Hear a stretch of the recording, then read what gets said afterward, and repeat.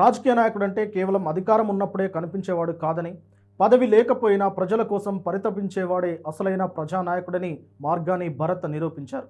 రాజమండ్రి మాజీ ఎంపీగా, వైఎస్ఆర్సీపీ జాతీయ అధికార ప్రతినిధిగా ఉన్న ఆయన అధికారం లేకపోయినా యువత భవిష్యత్తు కోసం కట్టుబడి ఉన్నానని నిరూపించారు.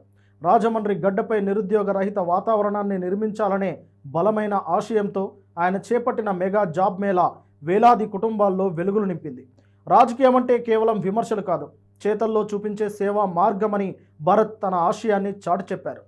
సాధారణంగా ఎన్నికల్లో ఓడిపోయిన నాయకులు రాజకీయాలకు దూరం అవుతారు లేదా విమర్శలకే పరిమితమవుతారు. కానీ మార్గాని భరత్ మాత్రం యువతకు ఉపాధి కల్పించడమే తన ప్రథమ కర్తవ్యంగా భావించారు.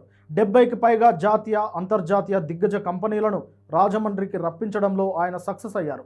ఐటీ, ఫార్మా, బ్యాంకింగ్, మేనేజ్మెంట్ వంటి విభిన్న రంగాల్లో 3000 మందికి పైగా నిరుద్యోగులకు నేరుగా ఉద్యోగ అవకాశాలు లభించేలా చేసిన తీరును అంతా అభినందిస్తున్నారు. సేవ చేయడానికి పదవి అవసరం లేదు, చిత్తశుద్ధి ఉంటే చాలు అని ఆయన నిరూపించిన తీరు యువతను విశేషంగా ఆకట్టుకుంటోంది. ఈ జాబ్ మేళ ద్వారా కేవలం ఉద్యోగాలు ఇవ్వడమే కాకుండా రాజమండ్రి నియోజకవర్గ యువతకు ఆత్మస్థైర్యాన్ని ఇచ్చారు. Foxconn, Kia, Hetero, tech Mahindra వంటి టాప్ బ్రాండ్ కంపెనీలు పాల్గొనడం భరత్ పట్ల ఆయా సంస్థలకున్న నమ్మకాన్ని తెలియజేస్తుంది. ఒక సామాన్య మధ్యతరగతి విద్యార్థి తన డిగ్రీ పట్టుకొని ఉద్యోగం కోసం ఎదురు చూస్తున్న తరుణంలో మార్గాని భరత్ ఒక అన్నలాగా అండగా నిలిచి ఉపాధి మార్గం చూపారు. అధికారం ఉన్నప్పుడు చేసిన అభివృద్ధి ఒక ఎత్తు అయితే, అధికారం లేనప్పుడు ప్రజల కష్టాల్లో పాల్పంచుకోవడం మరొక ఎత్తుగా చెప్పుకోవచ్చు. భరత్ చేసిన పనిని రాజమండ్రిలో మార్గాని భరత్ గ్రాఫ్ను అమాంతం పెంచేసింది.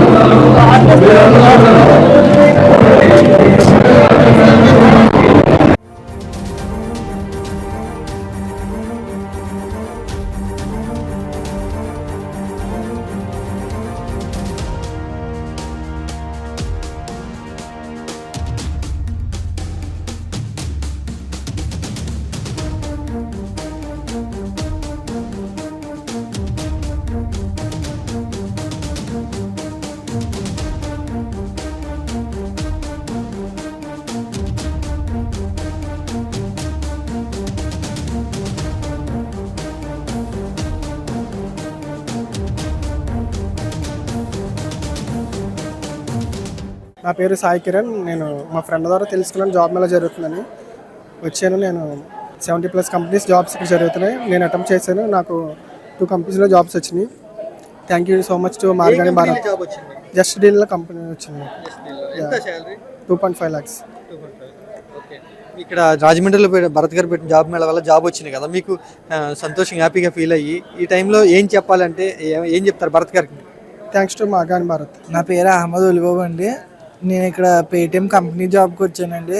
భరత్ జాబ్ మేళ పెట్టినందుకు చాలా సంతోషంగా ఉంది. జాబ్ వచ్చినందుకు నాకు భరత్ గారు థ్యాంక్స్ చెప్తున్నానండి.